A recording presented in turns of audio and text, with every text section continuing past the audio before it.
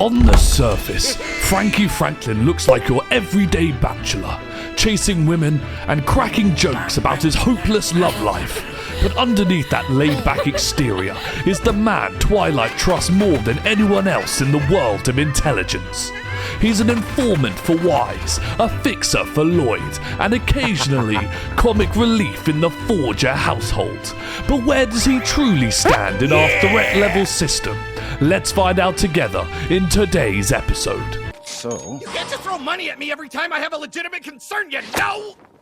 Okay guys, it's party time! Let's go to the park. Sound like fun?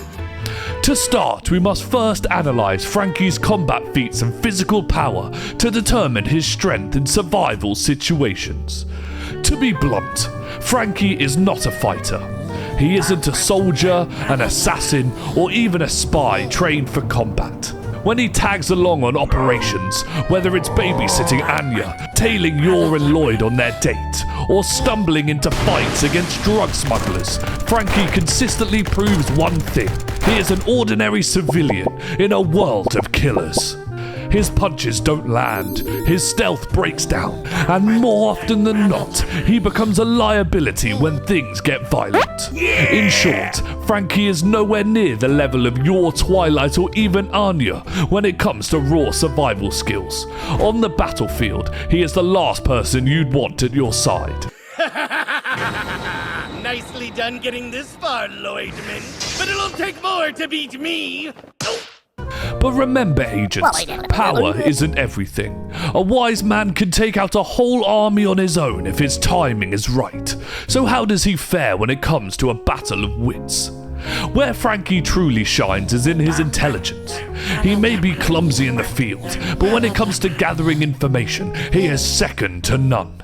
His network stretches across Ostania, and if there's something you need to know, whether it's the stolen exam questions for Eden College, or the complete roster of single women in Berlint, Franky can dig it up. What makes him so effective is his charisma. Whether through charm, persistence, or underhanded persuasion, he has a way of getting people to open up. In fact, in this regard, he might even outshine Twilight himself. Just messing with you, really! While Loid has to don disguises and craft elaborate identities, Franky just talks. His skill at reading people and prying out their secrets comes naturally to him. But while his intelligence gathering skills are elite, his mental composure is another story. Time and again, Franky lets his emotions get the better of him, especially when women are involved. He throws caution to the wind for a mere chance at romance, even dragging Twilight into pretending to be his fake date. It's this lack of discipline that makes Franky unreliable under pressure and in the field. This imbalance creates an unusual picture.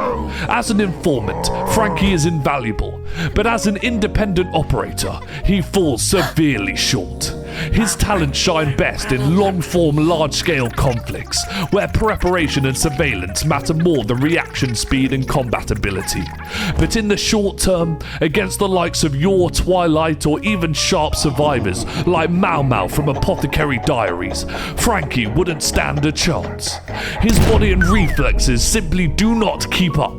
Franky wins the wars with intel, but battles, that's another story. Hold on! Where are you going? If you don't help me, then I won't help you anymore! Hey!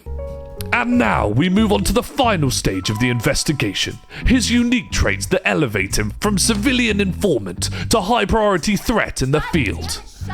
For unique traits, Franky can make a real comeback as more of a support role.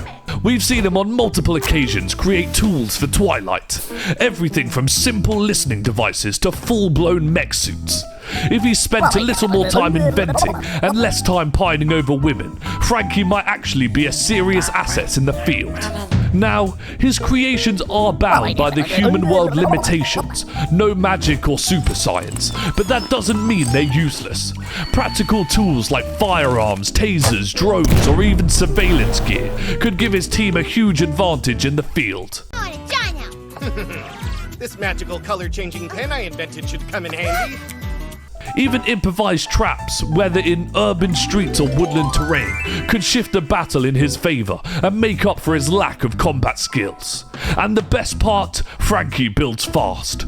Much of his tech has been shown to come together in short order, meaning he could have functional, battle-ready equipment within weeks if the mission demanded it. Franky may not be a frontline fighter, but as an engineer and supplier, he has the potential to reshape the battlefield before it even begins. Hold it! Who are you working for? You didn't tell me there'd be an army of them!